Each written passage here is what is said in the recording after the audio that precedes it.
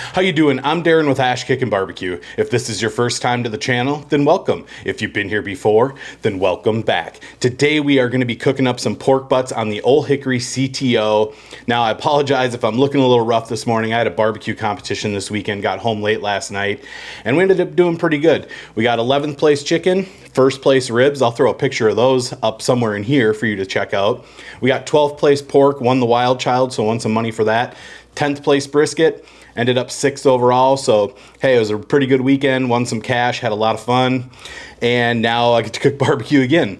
I will say it is extremely hot outside today. We are under a heat advisory, so I'm going to be monitoring my cook using the Chefs Temp Pro Temp Plus, just because I have some stuff to unpack and get dishes done from this weekend, and also I have some errands to run, so I want to be able to monitor the cook and see what the Ole Hickory's doing and see what these pork butts are doing while I'm out and about, and this does a wonderful job of doing that. I'll have more information on this later if you're curious about that, and I'll even have a discount code down below if you're interested in getting one for yourself. So we are going to be cooking on the Ole Hickory again. Those ribs last week turned out absolutely fantastic, and because it was so efficient, I have 2 chunks of cherry wood right here, and this is all we're going to be running on the cook. I think that's all we're going to need for the duration of the cook, and I love cherry wood on pork. It has such a sweet, mellow smell to it and gives an absolutely wonderful color. So I think these pork butts are going to turn out absolutely amazing. Real simple recipe today. Let's bring you in, get these prepped up, and we'll get them out on the Ole Hickory CTO and see how it turns out. All right, guys, so I have 4 of these chunks of pork right here, and you can see I lopped the money muscle off on these. This is the rest of the butt. And the reason I did that is so I could take those money muscles to the competition. That's all I cooked for pork. But I want to cook the rest of these. I don't like wasting meat, and I really want to see how that Ole Hickory CTO does with this pork. So I figure, why not shoot it and show you guys how it goes? So I got 3 more of these in the refrigerator. I'm only going to show you the prep on one just because it's going to be the exact same. So we'll get this one prepped up, I'll get the other ones prepped up, and we'll meet outside at the Ole Hickory and see how this turns out. So let's get this prepped up right now. And the first rub that we're going to be using is the Tailgater's Barbecue Party Rub. This is going to be our base layer. I absolutely love this on pretty much everything, and if you've watched my channel long enough, you definitely know that. So I'm going to get this seasoned up on all sides, nice and even. And the next rub we're coming in with is my honey chipotle. This is going to be our primary rub. We can go a little bit heavier with it. All right, so there's our pork butt all seasoned up and ready to go on the pit. And like I said, I'm going to be using the Chef's Temp Pro Temp Plus today to monitor the cook while I'm out and about and while I'm inside because it is so hot outside. And this is what the probe looks like. So we want to make sure we're not by the bone that's in here. So that's right there. So we are just going to go in right there. And that is looking perfect right there. I'm gonna get the other 3 chunks of pork seasoned up and ready to go. All right, guys, so we have all 4 of these pork butts seasoned up and ready to go. They look great. They smell wonderful already. I'm tooting my own horn here, but I love the smell of my honey chipotle. It just has a nice, sweet, smoky smell to it. I only got 1 probe in from the Chef's Temp Pro Temp Plus. This thing can operate multiple probes, but that Ole Hickory cooks so evenly from what I noticed last time. I really only need to monitor 1. That's going to give me an idea of what's going on inside that cooker. So I'm only using 1 today. I'm going to go get the Ole Hickory fired up. Like I said, I'm just using these chunks of cherry wood, running the same standard operating procedure as last time, and we should have some delicious pulled pork, and at the end of the video we're gonna make a killer pulled pork sandwich, so I'm looking forward to showing you that. So I'm gonna go get this fired up and we'll pick back up when I'm getting these on the smoker. We'll see you in a little bit.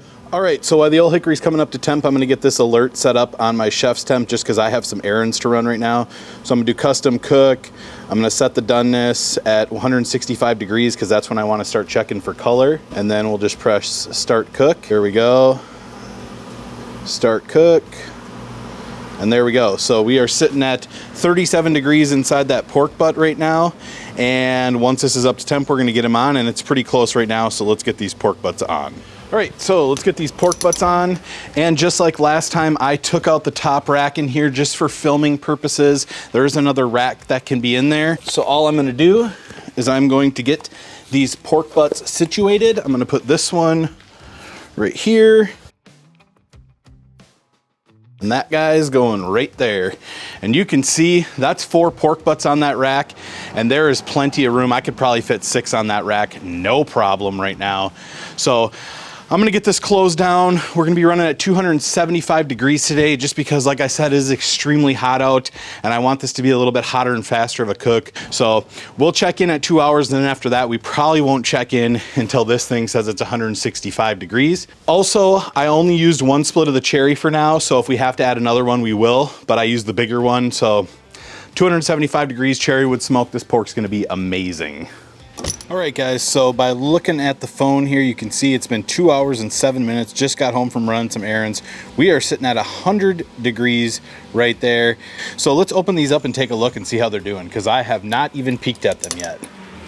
Oh man, check those out. Those are looking absolutely fantastic. We have wonderful color, starting to get some nice bark set on here. They're juicing up. Man, these look so good.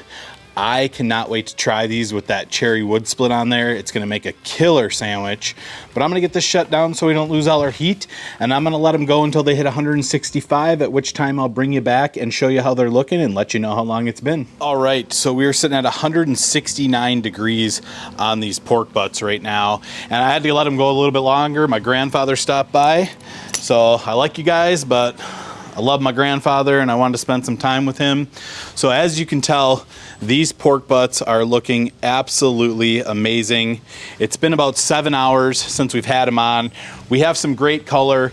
So now I'm gonna get these inside and get them wrapped. So we will pick back up when it's time to get them wrapped up. We'll see you in the house. All right, so you can see we have all 4 of our pork butts right here, and they are looking barked up. That Ole Hickory laid down the smoke, only used those 2 chunks of cherry wood, and there's still a decent amount of both of them left. So just to run through here, we're sitting at 167 degrees on this one, 163 degrees on this one, 169 on this one, and the Pro Temp Plus was dead on at 169, and this one we are sitting at 165. So very even cooking from that Ole Hickory, and I have to tell you, it smells amazing in here, and we have wonderful bark. I really don't care about the internal temperature. If I didn't know what it was, I would still be wrapping at this point, because this is exactly what I'm looking for. We have a nice bark built. We have a good color. This is where you want to wrap.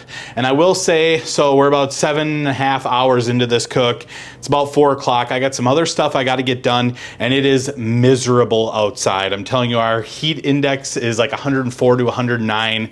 So what I'm going to be doing is I'm going to be wrapping these up, and I'm going to just throw them in my oven at 325 degrees to finish them off. You guys can roast me in the comments if you want to, but it's Sunday evening. The Sunday scaries are kicking in. I got to work tomorrow, and I got to be up at 4:30 in the morning, so I'd like to get this video done. And honestly, they're getting wrapped. We're not getting any more smoke flavor on them. I really don't want to use up any more fuel in the Ole Hickory that I don't need to, so I'm playing it simple and just putting it in the oven. And I can promise you, I've done this before many times, especially for catering. It's still going to be absolutely fantastic. So I'm going to get these pork butts wrapped up right now. I'll speed it up so you don't have to listen to all the crinkling of the foil.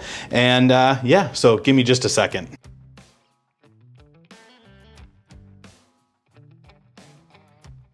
All right, so here's all 4 of our pork butts ready to go, ready to get in the oven. And in case you are wondering, this is the Chefs Temp Final Touch X10 instant read thermometer. This thing's pretty awesome. The display rotates, it's backlit, and I really like it. Anyways, I'm gonna get these oven at 325 degrees. As soon as this tells me that it is at 206 degrees, I'll check the rest of them. 206 seems to be my magic number for pork butts. You go any lower than that, there's a few little tubes in there that are still tight when you probe in there, and they're pretty hard to pull. By taking them to that 206, you still have nice texture on the pork.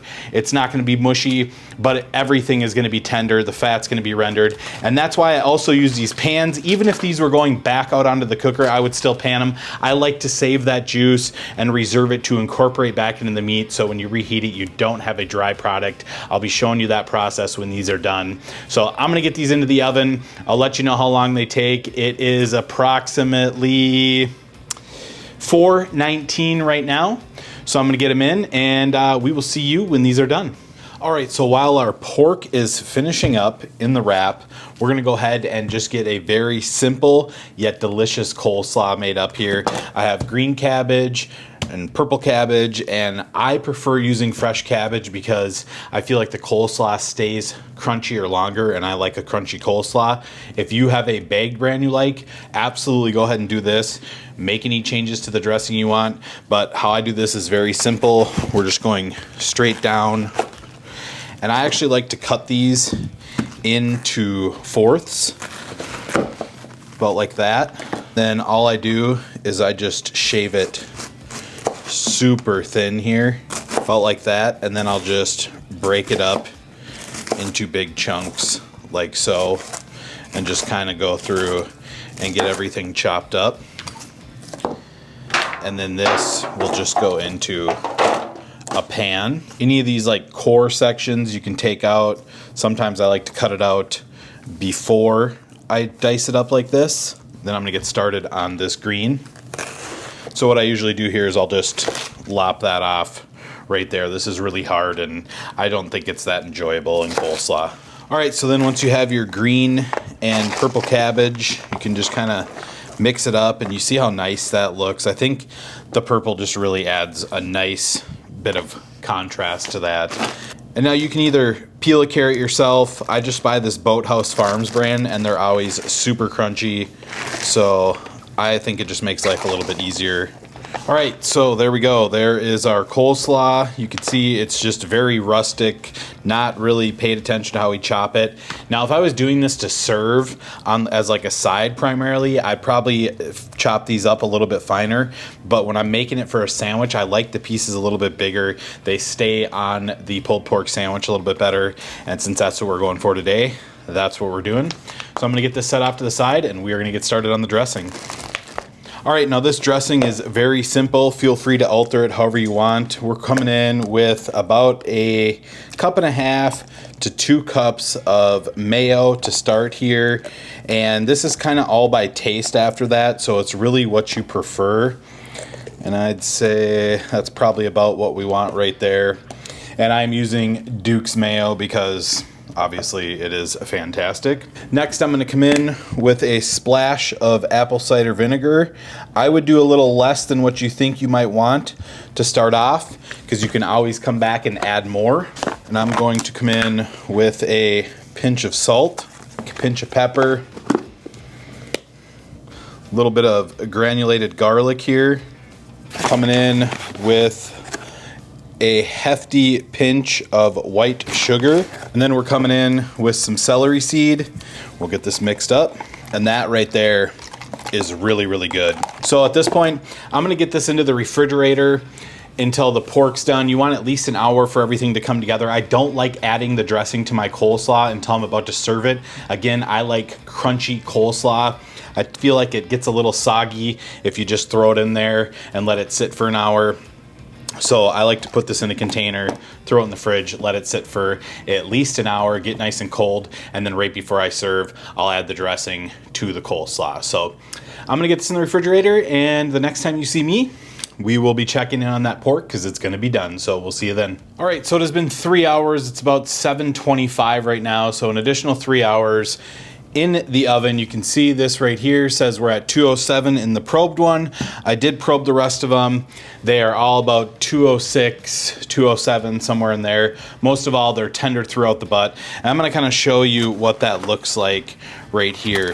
What I'm gonna do is get these unwrapped, and I'm going to just let them steam off. And what that's going to do is that's going to reset any bark that may have gotten soft during the wrap with the foil. And also it's gonna allow them to cool so we can get them pulled semi-quick. But right here, I mean, this is just absolute butter. It's not tight. And when you check your pork butt, that's what you wanna do. You wanna poke around because there are some tubes, especially down in here, that run across. And some of those are still gonna be a little tight. So when you go to pull it, it's just gonna be kind of like chewy pork. It's not gonna be that tender pork that you want. So I really suggest probing all around, and you want that buttery feel to it. So that's what I mean when I say probe tender, and also you want to make sure that none of those tubes in there are tight. And I can show you one of those tubes when we pull one of these and show you what I'm talking about. So what I'm going to do here is I'm just gonna leave these sit like this for a half hour to an hour, let that bark reset, let them cool down. Now, if you were going to rest these for an extended period of time, my recommendation is uncover them like this, set a timer for 15 minutes. It's gonna allow that bark to reset, cover it back up, and then rest it for, 2, 3, 4 hours or whatever you wanna do. But that will reset your bark and allow you to hold it a little longer. But yeah, I'm not gonna pull all these for you guys because that is a lot of pork to pull. I'm just gonna pull the one that we probed. We'll build our delicious pulled pork sandwich, which I've been waiting all day for. So yeah, so I'm gonna let these cool, and when we come back, we're gonna pull this pork butt, assemble our sandwich. I'm gonna eat, and then I'm gonna go to bed because I am exhausted today. So we'll see you guys in about 30 minutes to 1 hour. All right, so here's our pork butt, and you can see what unwrapping it does. Just resets that bark. So the first thing we're gonna do is pull this bone out. Check that out, nice clean bone. This is just some fat on there, so that makes my life easier pulling that out. But yeah, it feels very tender. What I'm gonna do here is I'm gonna flip this over because I like to remove the fat cap on here, which is right here. But what I will say is if you peel some of this fat back, there's a little bit of meat in between two fat caps, which is right here. This meat right here is what they call the bacon, and it is some of the most tender and luxurious pork you will ever have. All right, so now coming in here, just gonna kind of pull things apart here, and it's pulling apart nice and tender. Everything looks really good. I like to take off any of these pieces of fat, get those set off to the side. So this is a tube right here that I was talking about. You can see it's pulling apart nicely. Right here again, it's not tight. This is what you want to make sure is nice and rendered down. So now I'm just gonna start pulling this. Really nice bark on there, and check that out. That is some really nice looking pulled pork right there. Let's go ahead and build that sandwich that I have been craving all day long. All right, so to build our sandwich, I have a brioche bun here. I find that brioche is the absolute best for burgers and barbecue sandwiches. It's buttery, it's soft, it's so good. We're gonna get a pile of pulled pork on there, just like so, and we're not skimping on it because we've been waiting all day for this. All right, so once we have the pork on, I'm gonna take some of this ENC, Eastern North Carolina vinegar sauce from Lily's. This is fantastic. I love vinegar sauce on pulled pork, and this is one of my absolute favorites. It's a thin sauce. It makes a great mop sauce too for ribs and pork if you wanna go old school. So I'm gonna pour some of that on there. A little twang. Then we're gonna take some of our coleslaw, and yeah, we're getting our hands dirty. We don't care. This is all about eating and enjoying this food. So that is looking good to me. And check out that massive man sandwich right there. That looks amazing. It's dripping everywhere. I don't care. I can't wait to try it. Let's do the taste test right now. All right, guys, it has been a long day of cooking. I'm tired, I'm hungry, and I just want to try this, so let's just do it right now. Squeeze that down, unhinge my jaw here. Let's do this. This right here is my favorite pulled pork sandwich. The cherry wood smoke from the Ole Hickory is amazing. It's tender, it's juicy. The bark has great flavor from the Tailgater's Barbecue Party Rub and my Kickin BBQ Honey Chipotle. This ENC barbecue sauce, if you haven't tried it, go get you some. It's fantastic. It's a nice twang on the sandwich, but then you get that creamy, sweet and tangy coleslaw on there that's cold, and it just balances everything out. You get a nice crunch from it. Excuse me. This sandwich is absolutely amazing. I highly suggest giving this recipe a try. I don't have anything else to say. Ole Hickory, flawless. Pork, perfect. Chefs Temp products did their job. The tang from the barbecue sauce, the creamy, sweet tanginess from the coleslaw. This, in my opinion, is the perfect pulled pork sandwich. So I'm gonna eat the rest of this. Guys, I hope you enjoyed this video. If you did, be sure to like, subscribe, ring that bell, stay safe, and we will see you next time.